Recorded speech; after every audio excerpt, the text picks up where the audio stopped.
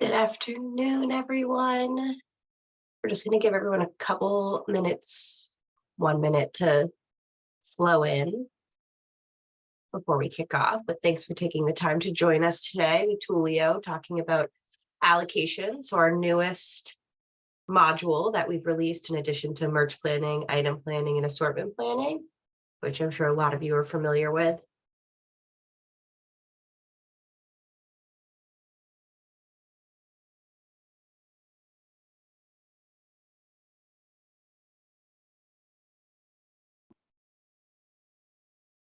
Just 1 more minute.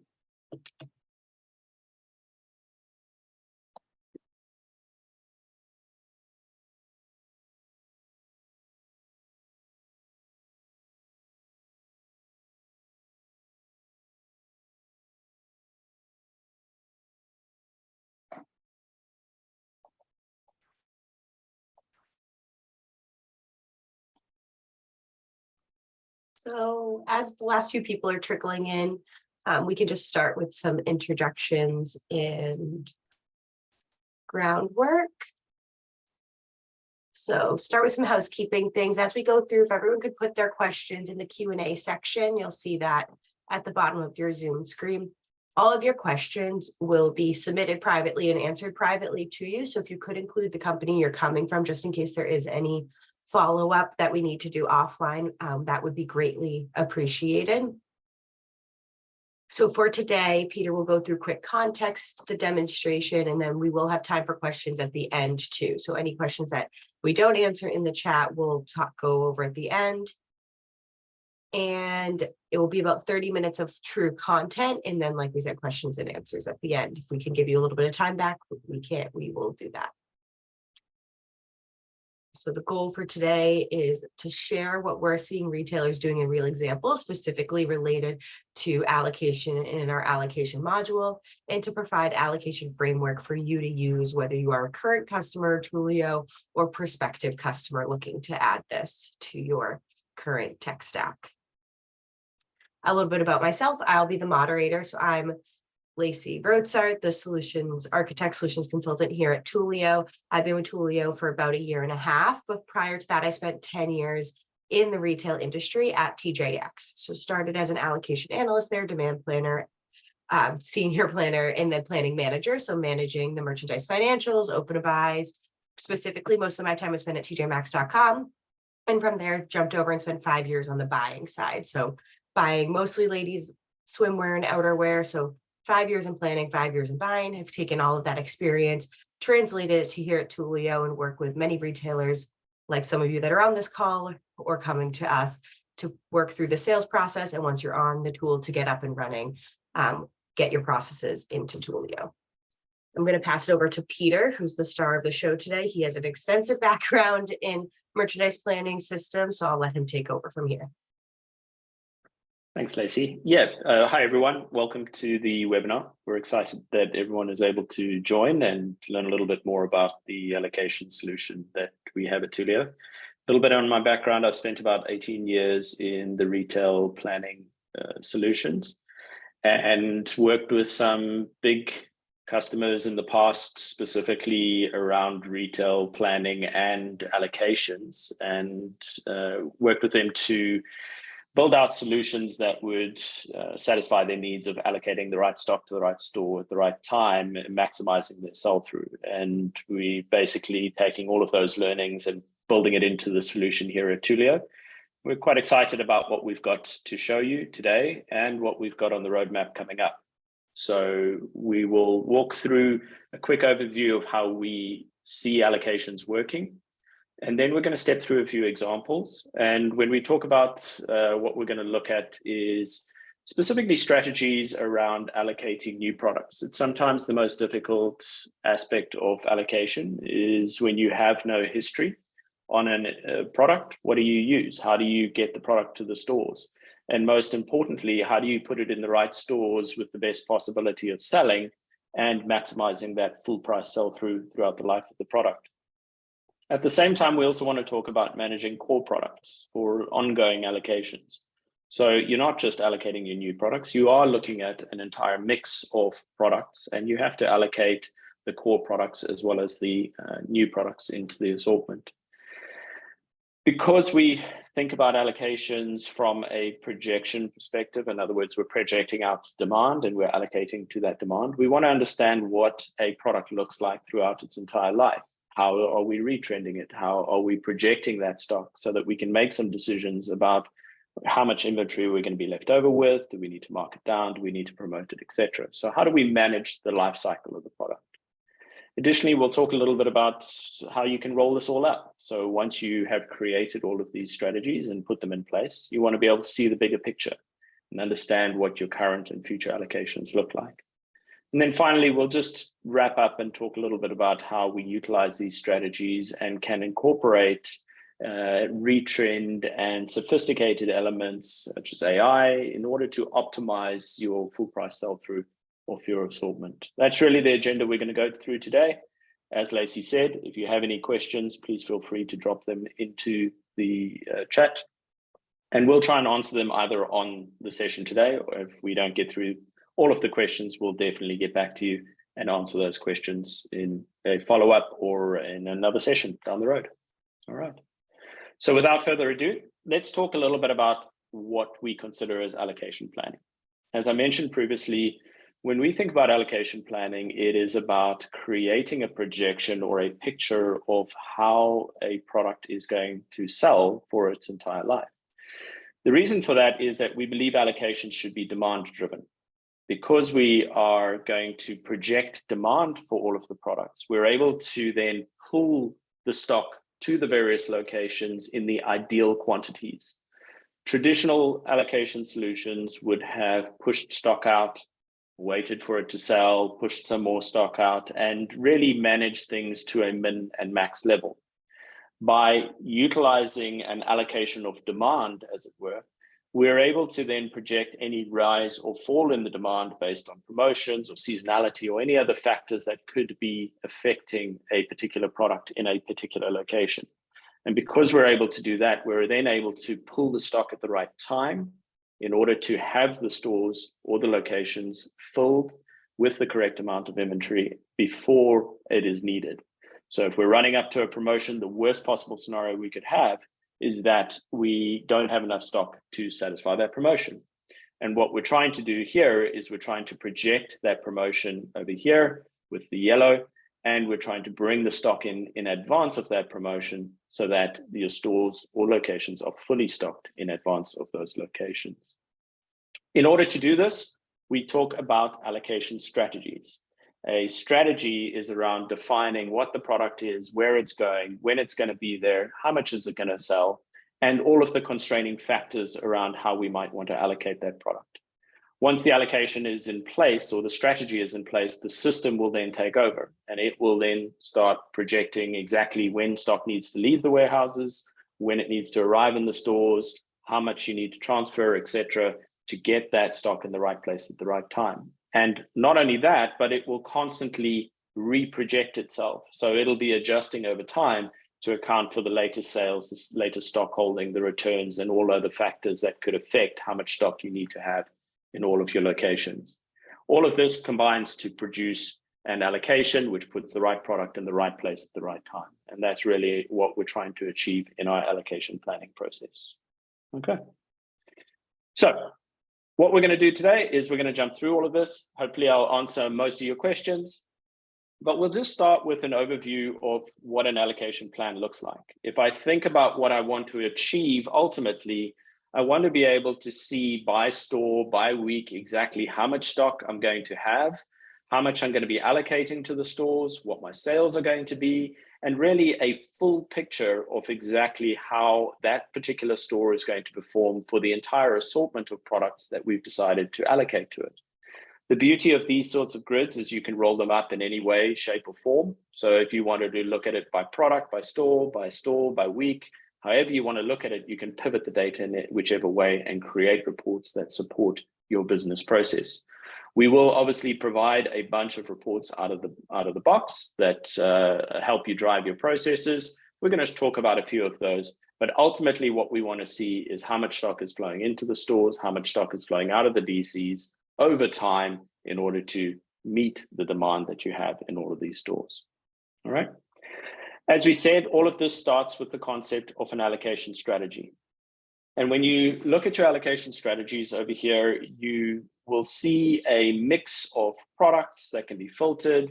You will see a bunch of different inputs that you can create a strategy out of. So let's start talking through each one of those strategies and what we're actually trying to achieve. The first question that I noted was, what is the product that we want to allocate? So if we think about all of the products that might be in your assortment, we typically know when those products are going to become available. And as a result of that, we can automatically generate a strategy for each one of these products. So we know this Alba Everyday Tote Bag is going to be available. The next question that we want to answer is, which stores is this product going to go to? In many cases, you can define specific products to go to specific locations. That could be based on the assortment that you've defined during assortment planning. But at the same time, you always have the ability to select from a location list. And that could be, if this product goes to premium stores only, you could define a location list for premium stores. If it goes to warm doors only, you could define it for warm doors. If it goes to physical stores, you could define that it only goes to physical stores, etc. So the location list is defining where the product is allowed to go. And obviously the users have the ability to define location lists on the fly and use them immediately in the settings. And we'll get to that in a little bit.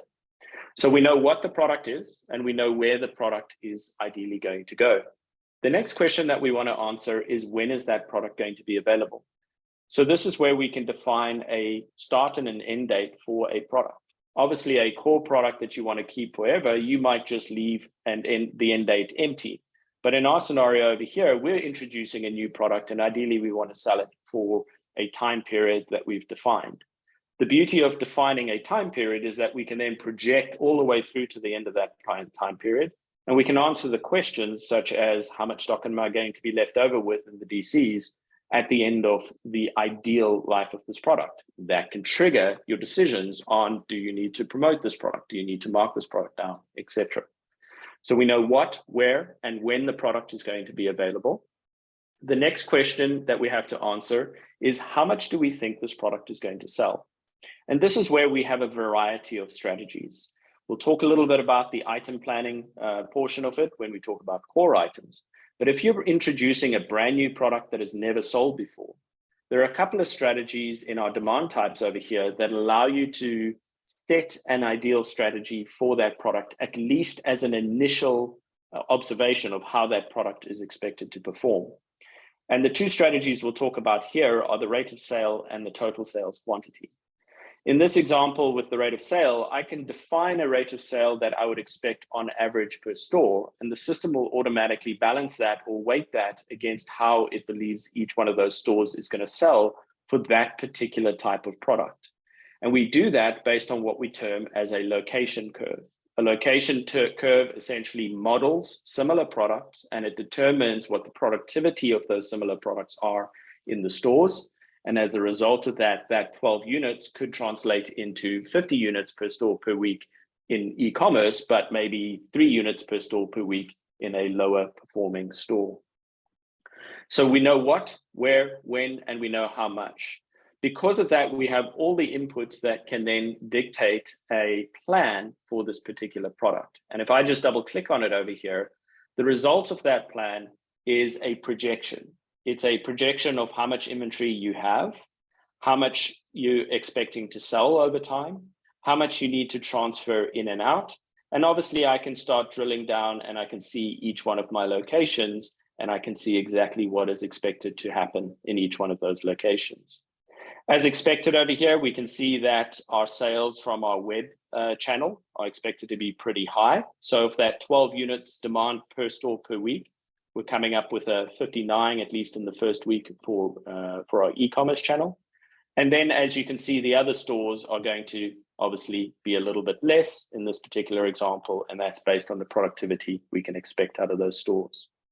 The other thing that we do when we consider this demand is we don't just consider the demand in total, we consider the demand over time. So any sort of seasonality, change in seasonality, spikes for Christmas or Black Friday or whatever it might be, as well as promotions, can be layered into to the demand over time so that we can account for those changes over time and therefore allocate more stock or less stock depending on what the plan calls for. Because we have that demand over time, that means we're able to allocate over time, including our initial allocation, which obviously is going to fill up our safety stock requirements, our presentation requirements, etc. And then all of the fill-in allocations over time that would project ideally how much stock you're going to be sending out at any given point over the coming weeks. And combined, this gives us that full picture of how we are expecting to allocate this product. So if we look at store one over here, it's getting about 50 units up front and then obviously filling in on a week-by-week basis, depending on the sales. If we look down at store 10 over here, perhaps a lower performing store, we can see it's only getting 10 units up front, and then it's filling in with 3 units or 2 units, etc., going out into the future. As a result of that, we can then also see how much stock it's going to hold at any point in time. Now, this is where you may have certain factors that influence the amount of stock you need in the stores. And one of those factors might be the presentability of the store. To account for the presentability of the store, the presentation standards of the store, we have a concept called presentation standards or presentation profiles. And what a user has the ability to do here is they have the ability to set a presentation standard in the stores. And because they can set that presentation standard, the system will then recalculate and ensure that both a minimum amount of stock is sent to the stores to ensure the presentation standards, as well as a maximum amount of stock in case you have smaller stores that can't actually fit all of the stock into it. So I'm going to kick off that allocation strategy. I can keep working on my other products and keep planning. The system is going to go and calculate that new strategy for me. And if we talk about the presentation profiles, I'll quickly jump across there to the presentation profiles. Our bags presentation, for the purposes of this demonstration, I've just said that every store needs a minimum of 12 units for each one of those bags. That makes it presentable in whichever locations. This can obviously be adjusted by store, or it can be set as a default. As you see over here, I haven't defined a maximum. So obviously you can send as much stock to the stores as you want. But again, if you had smaller stores, you would be able to limit the amount of stock in those stores to restrict the amount of stock in those stores. Okay. So because of that allocation strategy, you'll see that it's come back, it's green, everything is good. I can go back and have a look at it. And if we look at the allocation at this point, and we go all the way down to that store number 10, the thing that you'll notice here is that every period is now starting on 12 units. And that's because we have now set our presentation standards to ensure that at a minimum, we need 12 units in the stores to be presentable. Even if we are going to sell through some of that stock, the system will fill us back up to those 12 units to make sure that it is presentable. So if you think about what we've done there, we've taken a brand new product that's never sold before. We've given it an estimate of what its rate of sale is going to be. This can be modeled on similar products if you want to. We've got a whole modeling mechanism built into our assortment planning that helps us with this. But it's just an estimate up front, because as you start selling, the system will automatically react to those sales. And we're going to talk about that a little bit later in the demonstration. Another way to think about it is what we term as the total sales quantity. A total sales quantity is an ability to define just a total and use that total to derive a demand plan.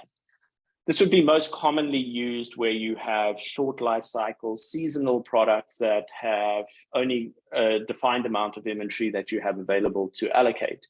And in this case, instead of setting a weekly rate of sale, all I'm doing is I'm defining the life I would like it to live for. I'm defining a total that I want to send out. And as a result of it, it is going to spread that total over the weeks that I've planned, the 1,000 units that I had planned. And as a result of that, it's going to allocate all of the units out to the stores in the appropriate manner in order to meet that demand of 1,000 units over the time period. You could also think about this as a method for pushing stock out of the stores. So instead of spreading it over a time period, I could just change that to say, let's push everything out in the first week. And I could simply just change my strategy over there, rerun the allocation. And instead of the 1,000 units getting spread over a time period, the 1,000 units are just going to get spread for that particular week. And as a result of that, we're going to see all 1,000 units there. the stock going out of the DC, holding inventory back in the DC because that's where you satisfy your web demand for, but all of those units going out to the stores in one big lump sum. And obviously this mechanism can be used to push stock, but in the ideal world, we always want to pull stock. And the reason we want to pull that stock is it gives us the best opportunity to identify the trends and react to those trends as quickly as possible in order to pull the ideal stock to the stores. The worst case scenario is you push too much stock to the stores and you end up never selling through that stock through the end of the life and having to mark it down at the end of the life in those stores.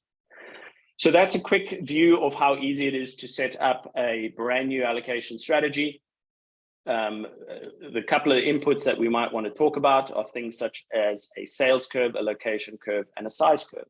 If I come up with a demand, how do I spread that down to the store level? How do I account for sizes in terms of my size range that I might have? How do I account for the shape of demand over time? These are all modeling factors that we can layer in.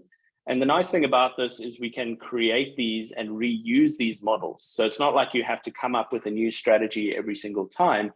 You have the ability to create a strategy and a model and apply that same model to multiple products so that they at least initially have some sort of starting point. All of this can be defined in our settings menu over here. You'll see our sales curves, our size curves, etc. And if we jump into a size curve quickly and look at how it's generated, we can see that we have the ability to filter down to very specific products. So if I want to look at how women's sweaters sell, I might look at these specifics of how they sell in this particular example over the last 13 weeks. That would tell me how my locations are trending and therefore what sizes I should put into each one of the locations. Importantly, we have the ability to account for what we term as demand units. This will account for true demand, what we call true demand. And what true demand really is it accounts for any sort of lost opportunity that you may have had in those stores. If you ran out of stock in a store previously and you ended up not selling any units, you don't want to send them less stock this time around. So what the true demand does is it fills in the gaps in your history so that you have a more predictable sales pattern to go off, and you're not just allocating based on sales, you're actually allocating based on demand units. And that's a very important distinction. As a result of that, when we look at the output of it, we can see how the different sizes are selling in the different stores and the weighting of not only the sizes across the range, but the sizes within the stores, where certain stores will sell size small better or worse than the other stores. This is all adjustable, but the system is going to try and calculate it based on the historic data. The same would be true for a location curve, for instance. If I went to my bags location curve, I would be able to see what the productivity of each one of the locations are specifically for bags. And that tells me how the stores are going to perform relative to each other in terms of the performance of those products. And again, these models can be reused on multiple strategies. So if we just recap the allocation of a brand new product into the assortment, we're trying to define what the product is, where the product is going, when it's going to be there, how much we think it's going to sell based on demand, either a rate of sale, which we would use for a longer lifecycle product, or potentially a total sales number, which we would use for a shorter lifecycle product. We define the models for how we're going to spread it down to a location level and size level.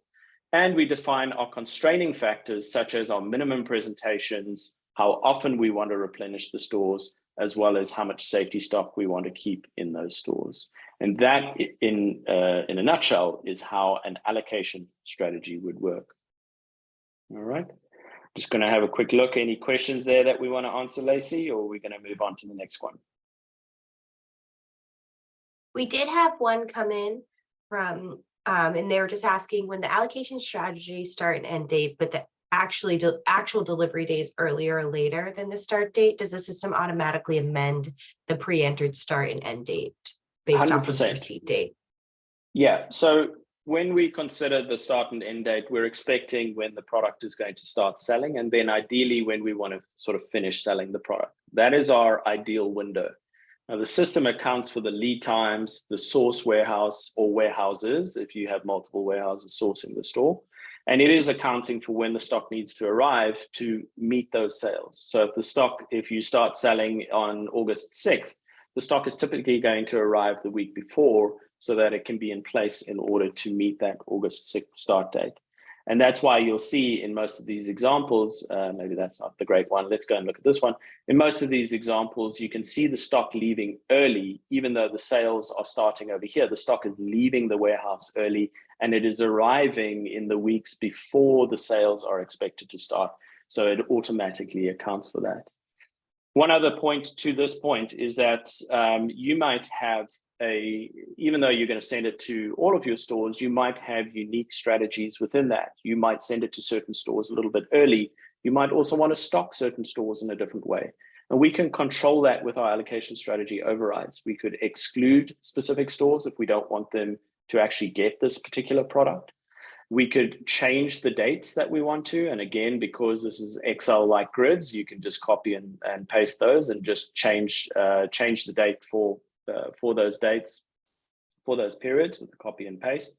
All of those features are available to you to manipulate a particular strategy.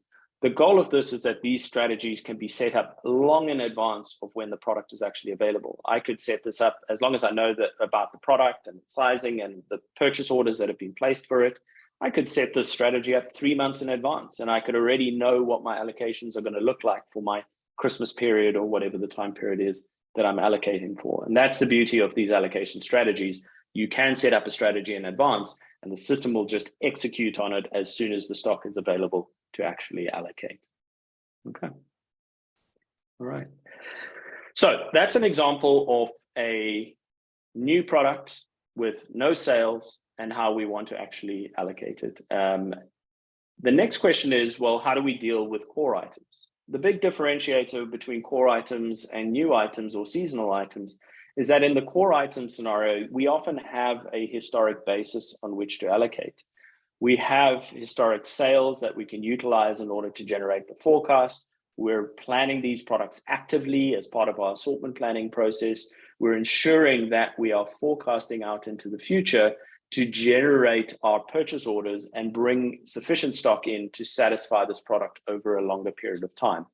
That is the goal of the assortment plan and item planning process. So as a result of that, we want to be able to utilize this plan that we're already spending time on in terms of perfecting what we think it's going to sell, retrending it, etc. If we're spending the time and effort to create this plan, we want to be able to utilize this plan when we are allocating. So if we take this linen and organic cotton sweater that we're going to be allocating out, and we go find it in our allocation strategies, what we should see here is that the plan from a sales perspective in terms of how it's going to allocate should match the plan that we expected, that we saw in our item plan. So that same curve that we're going to see in terms of week 33, 34, 35, etc., in terms of that rise and fall of the demand is exactly the same rise and fall of the demand that we're expecting on our item plan.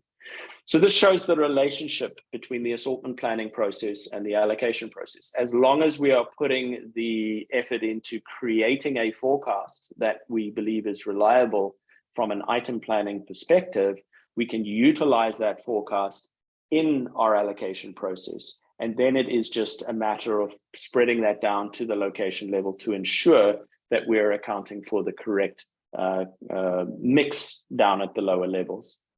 So back to my allocation strategy over here, if I just hide that detail, I'm just going to change up my view over here just to make it a little bit easier to understand what we're looking at, take out some of the metrics.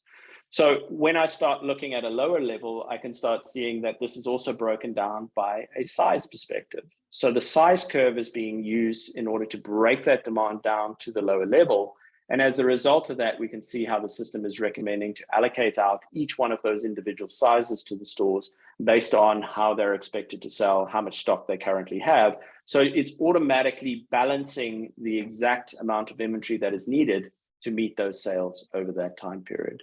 And that's the beauty of being able to take a top level plan that you've created and break it all the way down to the lower level, because if you've already put the effort into creating an allocation, creating an item plan for a product and forecasting a core product, we want to utilize that plan and match to that plan in our allocation process. So as a result of that, whatever we're planning to bring in, we're going to see that the system's, the inventory in total is going to be rising and falling based on the purchase orders that are coming in. And the system is just going to constantly allocate that product out as far into the future as you expect to continue selling it. We can allocate out 13 weeks, 26 weeks, a year out if you really wanted to. But obviously the shorter time period for allocations is more relevant to what an allocation strategy is trying to achieve. Okay. So that really covers our three different demand types. Our rate of sale and our total sales are typically used for newer items that don't have a lot of history, whereas our item plan can be used for core items that are obviously selling on a consistent basis. And we have the ability to match the plan from our core items back to the item plan that we defined as part of our assortment process. All right. So core items, seasonal items, all in the same place, all in the same plans. We're bringing everything together here.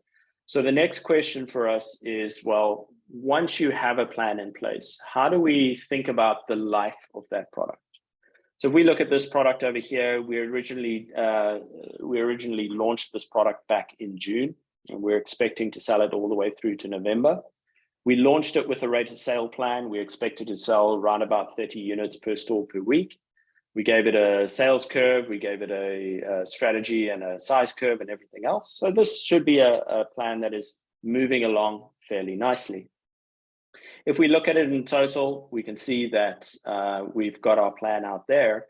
The important thing to understand is that we also have the ability to retrend the performance of that plan. So to kind of highlight how that works, I'm just going to change my view over here. Sorry, that's not the one I wanted.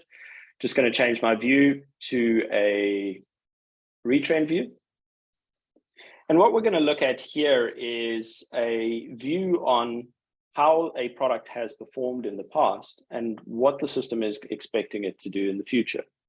So this concept of retrend is quite important, because when you set an original forecast with an estimate of a 12 unit a week or 30 unit a week original forecast, what is actually going to happen is the stores are going to sell differently. The sizes are going to sell differently in the stores. And what we want the system to do is adjust the sales in order to account for those differences and then project out a new plan into the future. So the easiest way to see this, I'm just going to make it a little bit bigger, is if we visualize it. So if we look at our original plan, which was our original forecast for this product, and we look at how we actually sold it. Now, this is obviously an example that we've generated to show the gap between the two of those. But if my original forecast was over here in the blue line, and my original forecast was over here in this line over here. That was my original forecast, what I expected to do. What I've actualized is over here at about 15 units a week. The result of this should be that the system should be able to regenerate that forecast and give us a more appropriate forecast based on the actuals. This is where we hook into our retrend mechanism. The retrend mechanism is utilizing various different statistical methods, and going forward is going to be our endpoint for all of our AI functionality in order to optimize this retrend. So what we're trying to do is we're trying to learn from what has actually happened compared to what we expected to happen, and then adjust the forecast to be more appropriate to the history.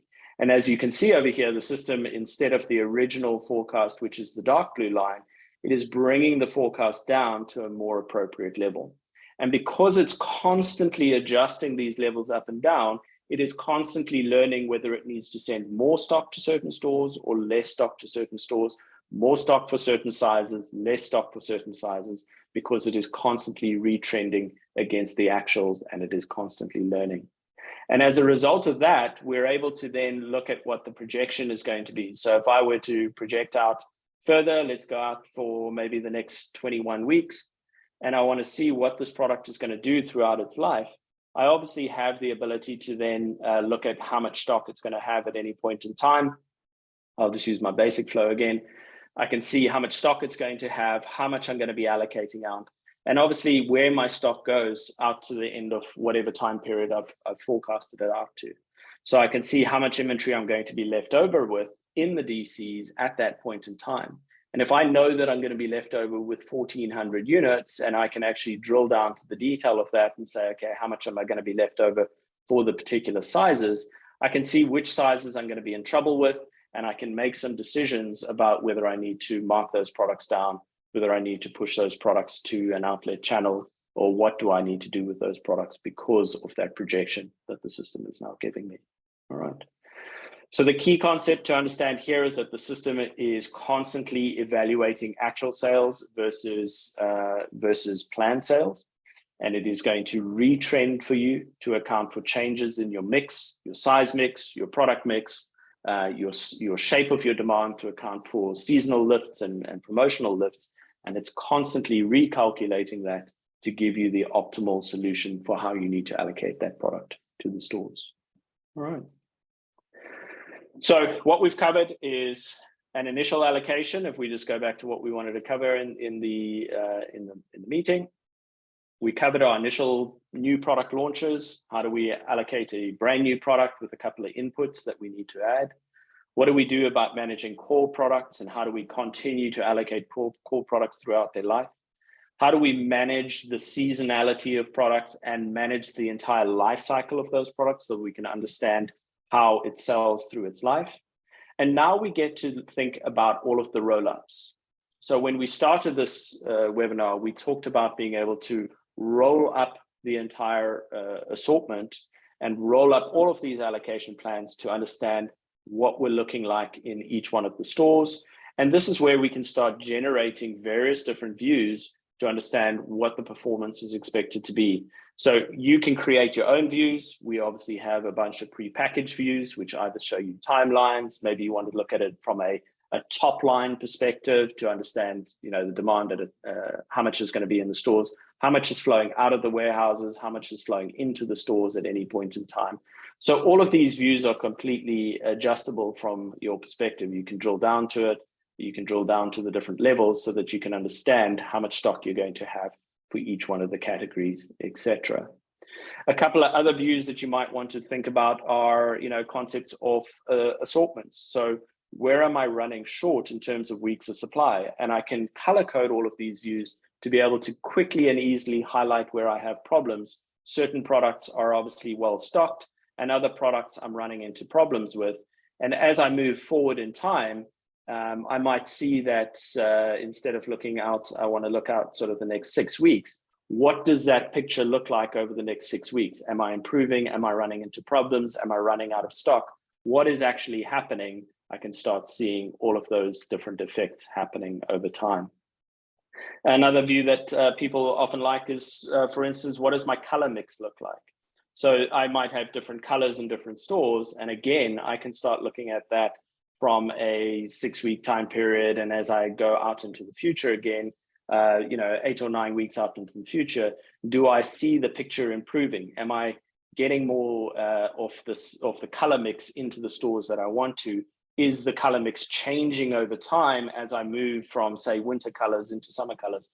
These are all things that can be done in these roll-ups because we now have underlying plans for all of these products. And because we've got underlying plans for all of these products, we can then roll it up and look at it in any perspective. Again, another little view, you can look at your individual products by store in terms of a matrix. You can see which products are going to which stores, nice little images in there, and see the roll up from different perspectives. So if you think about it holistically, all we're doing here is we're just manipulating the data to look at it in different perspectives. We're trying to take those plans that we have that are automatically retrended for us, and we're trying to highlight the exceptions, and we're trying to highlight the view of what the picture looks like, not only today, but out into the future as we're projecting down the line. All right.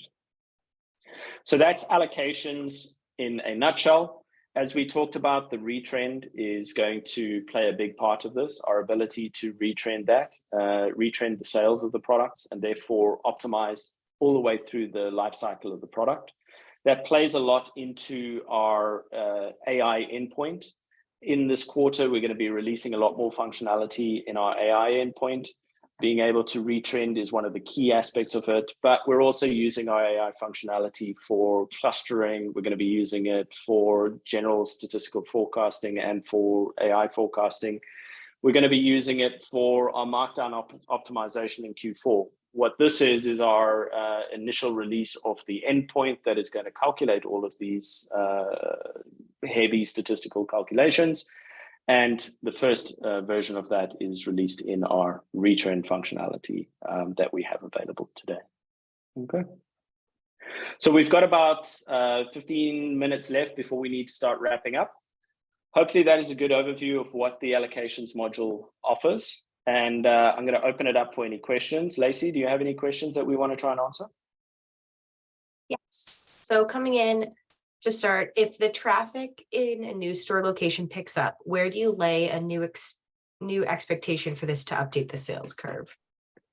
Okay, so you can definitely, so there's two ways to think about this. If we know that a store is trending up, but its history may not reflect those trends, when we're creating our models, we obviously have the ability to override it. So in our women's bags example over here, we might say that this store is a new store currently based on its trends over, let's say, what did I look like?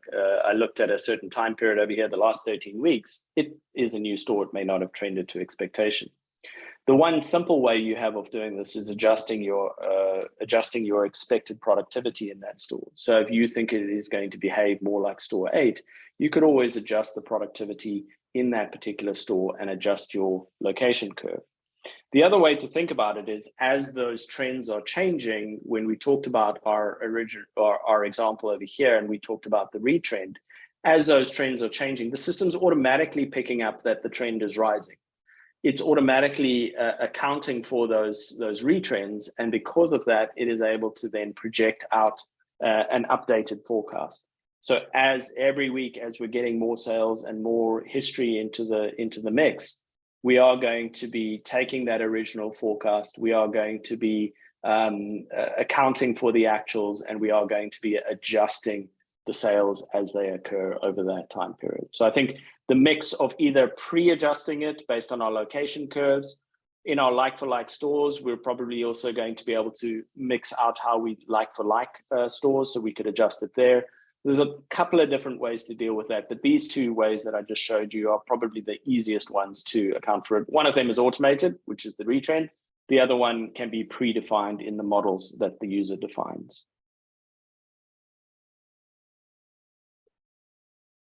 So next one, which is probably similar, is how do you deal with a new store? Yeah. So new stores, we can deal with new stores from a like-for-like perspective. Again, what I just showed you there in the location curve, all of that is a manual way of doing it, but we can deal with new stores from a like-for-like perspective. When a new store is defined, we can define a like store that it is going to behave like, and we can then utilize that demand from the like store in order to drive out the calculations for the new store demand. In the location curves, in the size curves, and everything else. So once we define the like-for-like stores, we're able to use that historic data in order to drive out the size curves, the location curves, the sales curves, everything else. Next question, how do the curves understand periods in which you're out of stock of that item to help piece in those lost sales to your curve? So I believe this is the true demand that you covered back. Yeah, exactly. Yeah. So this is really the demand metric calculation that we covered. So when we are talking about calculating the size curves, for instance, that was the method that I showed it to you over here. You can obviously use your actual gross sales units as a driver, but typically we would recommend using the demand units. And as I said, the demand units basically look at your historic weeks and we determine whether it was a good week or not. A definition of the good week is whether you had sufficient stock to meet your demand for that week or your expected demand for that week. And based on the good week calculation, we're able to fill in those gaps in the historic sales in order to then have a historic basis that accounts for missing stock and any other factors that may have affected that history. Okay. Great. So another question is, you have your top line item plans. How is this blended with your distinctive seasonal plans of a specific store? So, sorry, say that again, Lacey. You have your top line item plans. How is this Mhm. blended with distinctive seasonal plans of a specific store? Yeah. So every product, if you think about it from a product perspective, every product that is launched has a plan itself. It has a strategy. And that strategy could be for a very short period of time and could affect a very small number of stores or a large number of stores. Because each product is essentially planned in each store for a time period based on the strategy, you can see very unique plans for a store, but at the same time, you can also see the overall picture for how the store looks like. And again, you can use your filtering within the views, the roll-up views. You can use your filtering to go in and look at specifically just your seasonal product. You don't have to look at the picture overall. You could look at your seasonal product. If I just bring in the total store forecast again, you could filter that down. Instead of looking at the entire store, I might just want to include a filter over here and say, okay, let me find my seasonal product and find only my core products or my seasonal product, etc. So when you're looking at a period of time, you can then differentiate between, okay, what do my plans look like for my seasonal product? How much mix do I have from seasonal versus core product? But then what does the overall picture look like from both the seasonal and core perspective in an entire store's plan?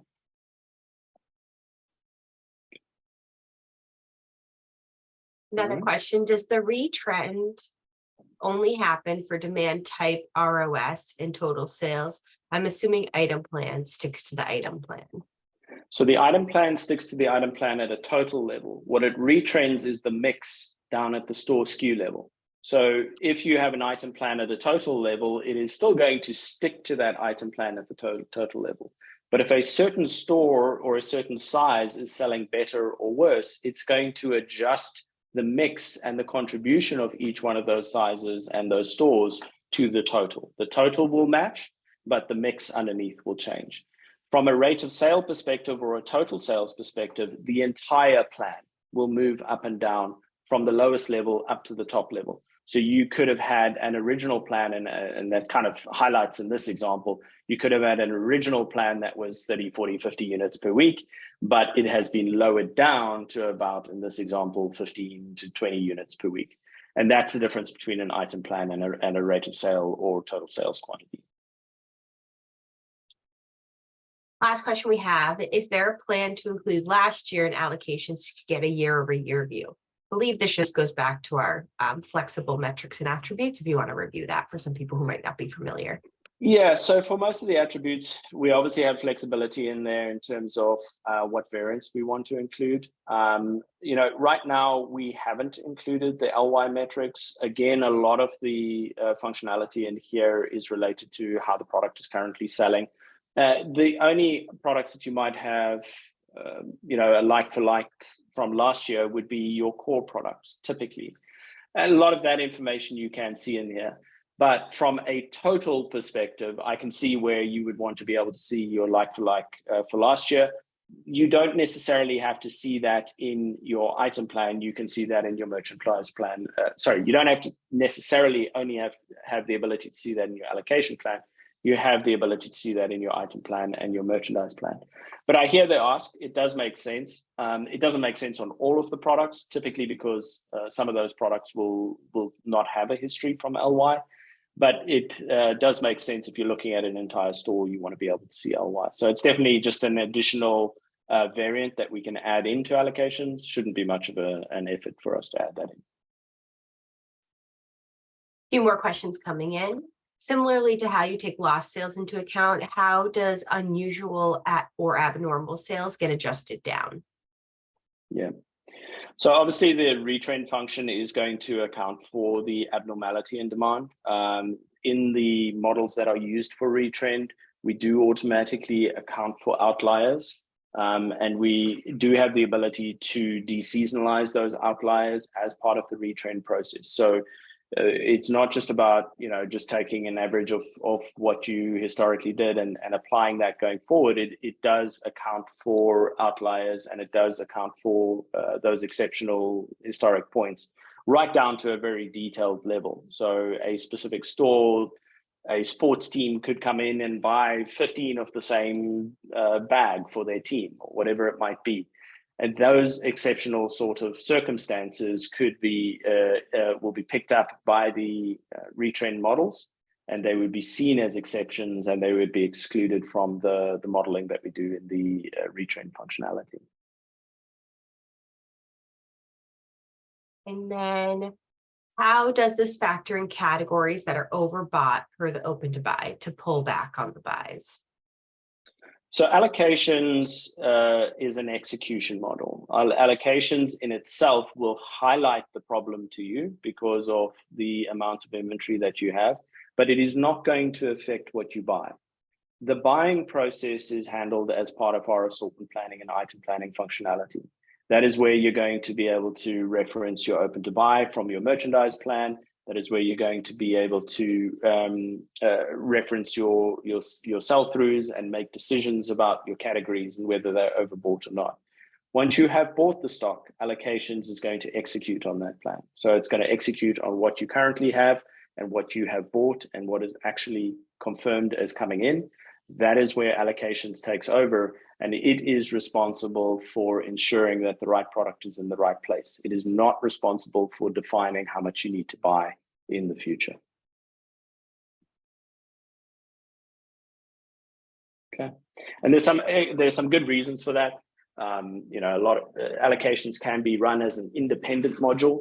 So we will have customers who already have a buy planning process, already have an assortment planning process, and they just want to be able to allocate. And then obviously from our own perspective, we have an integrated story between merchandise financial planning, assortment planning to do your buying process, and then allocation to execute on those buys. Very often it's different people as well.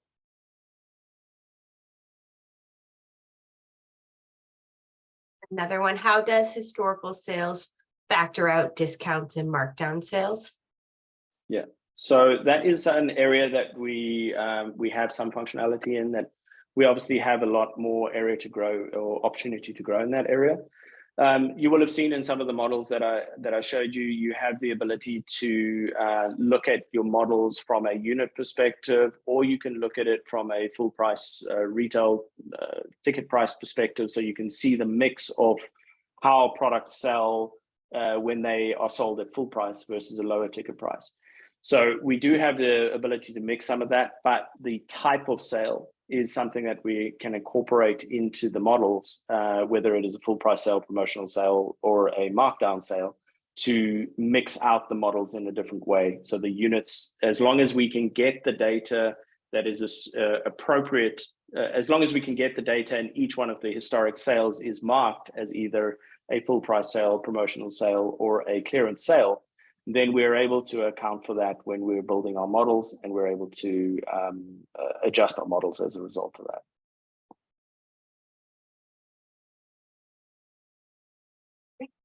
That's all the questions that I had. Fantastic. Unless there's any others that want to filter into that question box.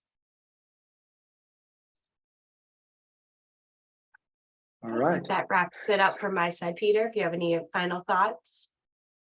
No, I just wanted to wrap up with a thank you for everyone for joining us. I think hopefully we've covered a lot of functionality in here, and hopefully you will have been able to see how easy it is to come up with a strategy, how easy it is to adjust the strategy, and then see what the impact of that adjustment is. We changed out our minimum presentation and quickly saw what the impact was going to be on our allocations and our stock holding in the stores.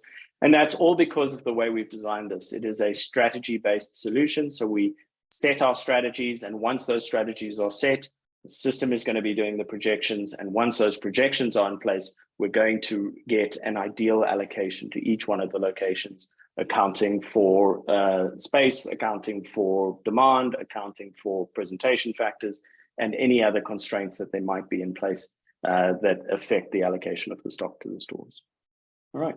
So thanks for your time, everyone. Much appreciated. We look forward to hearing from you and any other questions. Thank you, everyone.